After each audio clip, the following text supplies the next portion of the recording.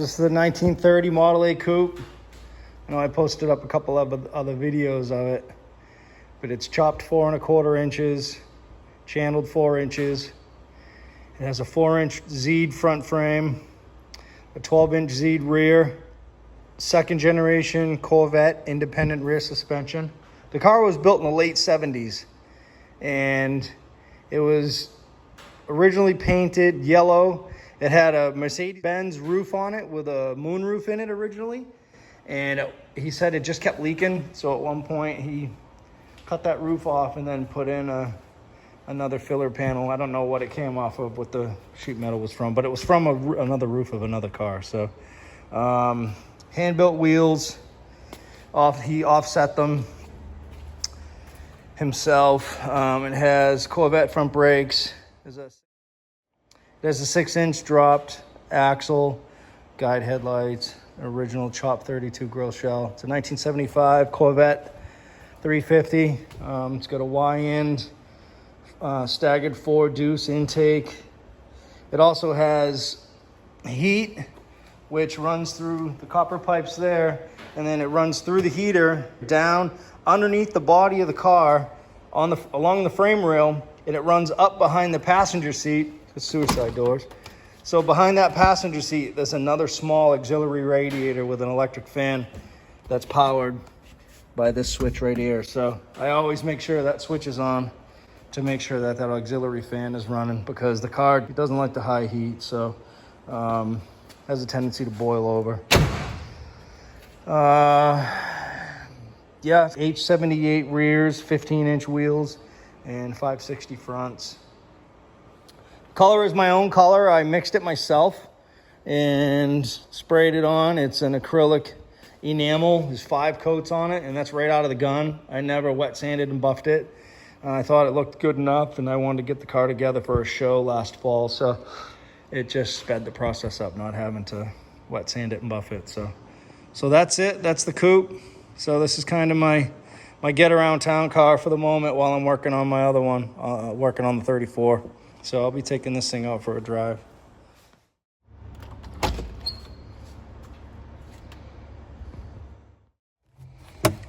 So the car was originally built with an automatic, and everyone said I was going to have a tough time putting 3 pedals down here.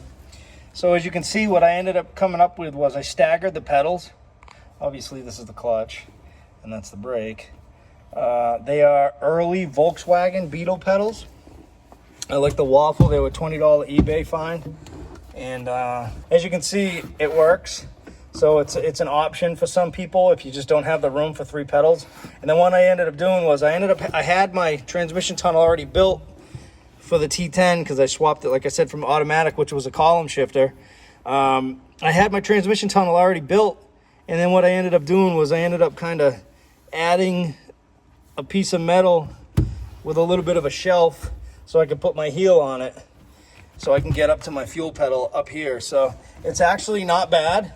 I mean, I've put, I don't know, probably 500 miles in the car, and truthfully, it's not uncomfortable one bit. The only downfall is you ever want to stretch your legs out, you got to go over and above the clutch pedal, so it's a little tough. But besides that, it's not horrible.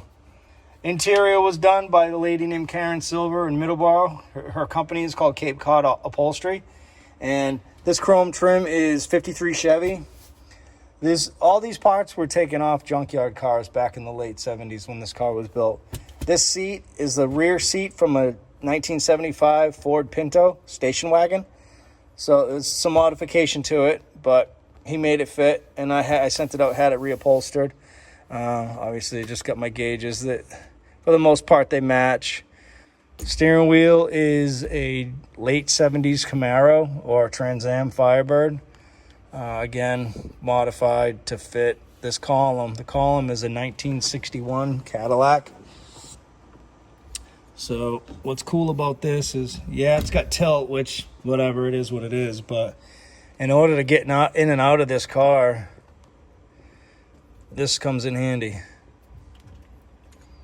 You turn the horn ring and it slides in. So it's telescoping and tilt, which is a huge help. I don't always telescope it in, I usually leave it out because I'm a pretty small guy, so I'm able to get it in and out of the car pretty good without it, without it being pushed all the way in. But besides that, it's pretty cool. Definitely works pretty good. Karen made me my shifter boot out of the same material as she did the seat and the door panels. This is all marine. This is from Brad. I spray dyed it with vinyl spray dye. I added some weather stripping to the doors just to keep the wind noise down. And yeah, that's pretty much it. Hubcaps, 55, 56 T-Bird. I found an old Vertex mag distributor at a speed shop locally to me, so I sent it down to Pat and had him take care of it down in Pennsylvania at Pat Mason Racing Ignitions. So definitely the go-to guy up here in the Northeast. Yeah, so it's a pretty wild car. It's definitely, you know, it was built with a traditional style in a time where guys were building muscle cars. So that's kind of what makes this car a little more unique. You know, it's just the time it was built and the parts that he was using. Parts he was using were, you know, for the most part, you know, hot rod parts of the day. So I don't have a choke cable.